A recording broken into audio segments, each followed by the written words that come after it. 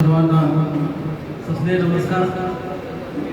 खरं तर चर्चेची माफी मागतो, कारण आज मी होणाऱ्या सर्वांना शब्द दिला होता की साहेब या कार्यक्रमाचा सूत्रसंचालन मी करेन.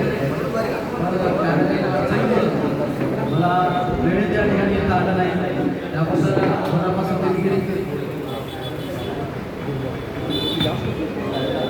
सूर्यासारखं तळपून जावे क्षितिजावर जाताना, सूर्यासारखं तळपून जावे क्षितिजावर जाताना, दगडा नाही पाझर यावा निरोप शेवट घेताना, निरोप शेवट घेताना. मॅडम, आपणास या सेवापूर्वच्या खूप खूप शुभेच्छा.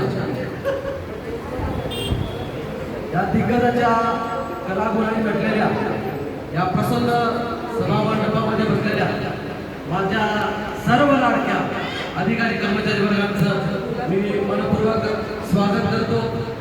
खरं तर मी फार छोटा आहे, बोलण्याची एक कला आहे, म्हणून म्हणजे आज तिथपर्यंत पोहोचलो. ज्याप्रमाणे उडत्या पाखरांना पंखांची गरज असते, त्याप्रमाणे कुठलाही कार्यक्रम म्हटला तर त्या कार्यक्रमाला अध्यक्षांची गरज असते. आजच्या या कार्यक्रमाच्या अध्यक्ष आदरणीय तांबेकर मॅडम, त्यांच्या विचारावरती मी वाटचाल करतो, त्यांच्या मार्गदर्शनावरती मी चालतो. माझ्या अडचणीच्या काळामध्ये, माझ्या संवेदनशील प्रत्येक क्षणामध्ये त्यांचा मोलाचा वाटा माझ्या आयुष्यामध्ये आहे. असे आमचे मार्गदर्शक आदरणीय भोरमाने साहेब, ज्यांचा सहवास मला लाभला. आपल्या आजच्या या कार्याच्या सत्कारमूर्ती आदरणीय पूजा तांबे मॅडम. आता त्यांच्याबद्दल सांगायचं झालं तर माझा आणि त्यांचा जो सहवास आहे तो अगदी 3 ते 4 महिन्याचा सहवास मला लाभलेला आहे. परंतु मॅडमला मी 1-1.5 वर्षापासून ओळखायचो. मी जेव्हा उल्हासनगर रुपया कार्यालयामध्ये काम करत असताना मॅडम तपासणीसाठी त्या कार्यालयामध्ये आल्या आणि मी परिबंधाचा सहचिटणीस असल्या नात्याने मी प्रत्येक जो कर्मचारी आहे त्यांच्याशी मी बोलायचो. मॅडम आल्या, मॅडमशी बोललो. मॅडमला यादी पाहिजे होती, ती यादी डाउनलोड करून मॅडमच्या हातामध्ये दिली आणि तेव्हा मी मॅडमचा कॉन्टॅक्ट नंबर घेतला.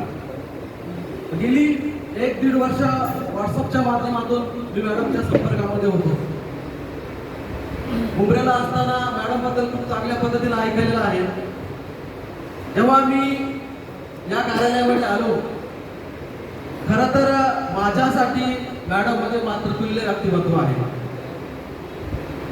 ज्याप्रमाणे एखादी आई आपल्या मुलांना शिकवत असते, घडवत असते, सांगत असते, या ठिकाणी मला असं म्हणावंसं वाटतं, जीवन हे जगण्यासाठी, जीवन हे जगण्यासाठी, न दिसणारं पाहण्यासाठी, पाहता पाहता चुकण्यासाठी आणि जे चुकतं ते शिकण्यासाठी.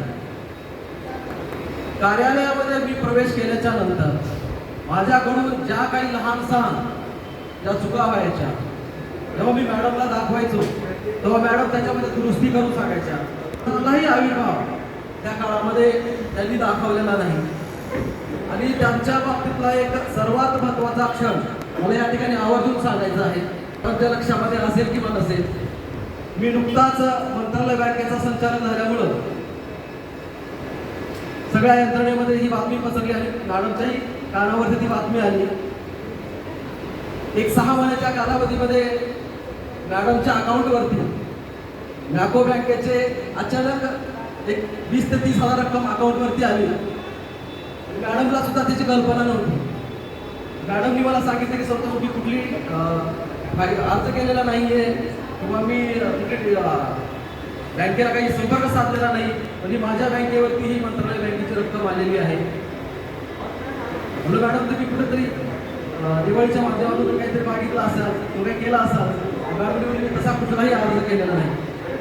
मी ठाण्याच्या शाखा व्यवस्थापकाला फोन केला आणि सांगितलं की अशा असं आमच्या मॅडम आहेत, तांबे मॅडम, आणि त्यांच्या अकाउंटवरती रक्कम आलेली आहे असं त्या सांगतायत, तुम्ही ते क्रॉस चेक करून घ्या. दुसऱ्या दिवशी मला शाखा व्यवस्थापकाचा फोन आला. त्यांनी सांगितलं की ती रक्कम आमच्याकडून चुकून गेलेली आहे. म्हणजे एवढं प्रामाणिकपणे म्हणजे पैसे अकाउंटवरती आले हे जरी त्या बँकेलाही पता नाही, परंतु जी आलेली रक्कम माझ्या अकाउंटवरती आलेली आहे. मी त्या बँकेचा एक संचालक म्हणून त्यांनी प्रामाणिकपणे मला सांगितलं आणि ती रक्कम त्यांनी परत केली. हा गुण मला त्यांच्याकडून खूप घेण्यासारखा वाटतो. कारण आजच्या काळामध्ये माणसाचा समोर एक रुपया पडला तर माणूस सोडत नाही. तर त्यांच्या अकाउंटवरचे पैसे त्यांनी परत केले. मॅडमच्या सोबत काम करत असताना अनेक आपल्या मान्यवरांनी सांगितलं की मॅडम या मृत्यू स्वभावाचे आहेत. मला त्यांच्याकडून एक महत्वाचा गुण घेण्यासारखा असा आहे की एक शिधावाटप निरीक्षक म्हणून काम करत असताना, लोकांच्या संपर्कामध्ये जात असताना, लोकांशी संवाद साधत असताना आपलं डोकं हे नेहमी शांत ठेवलं पाहिजे. आपल्या समोर येणारा माणूस कसा आहे, तो कुठल्या पद्धतीने येतो, कुठल्या अडचणीत येतो, तो कसाही जर आपल्यासमोर उभा राहिला असेल, आपल्यासमोर संवाद साधत असेल, तर आपण नेहमी त्याच्याशी शांत डोक्यावरती बर्फ ठेवून आणि थोडा साखर ठेवून संवाद साधला पाहिजे. त्या पद्धतीचं आचरण हे मॅडमचं होतं आणि त्या काळामध्ये मी त्यांच्याकडून शिकलो. जेव्हा मी कार्यालयामध्ये काम करायचो, माझ्या बाजूला यारो मॅडमचा टेबल होता आणि त्याच्या बाजूला मॅडमचा टेबल होता. ज्या काही नोटिंग असतील, काही ड्राफ्टिंग असतील, जेव्हा मी करायचो तर मॅडमला मी दाखवायचो. सोमवारी सरांच्या अगोदर मी तो क्रॉस चेक करून घेतल्यानंतर दाखवायचो. मॅडम कुठल्याही बाबतीमध्ये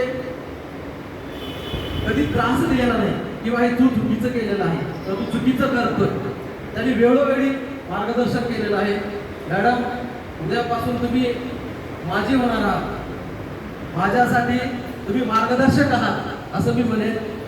तुम्हाला आमच्या साखरे कुटुंबियाकडून व आमच्या मंत्रालय बँकेच्या परिवाराकडून सेवानिवृत्तीच्या खूप खूप शुभेच्छा. आपल्या चेहऱ्यावरचा आनंद असंच फुलत राहावं एवढंच या ठिकाणी मी बोलतो आणि माझं मनोगत थांबवतो. धन्यवाद.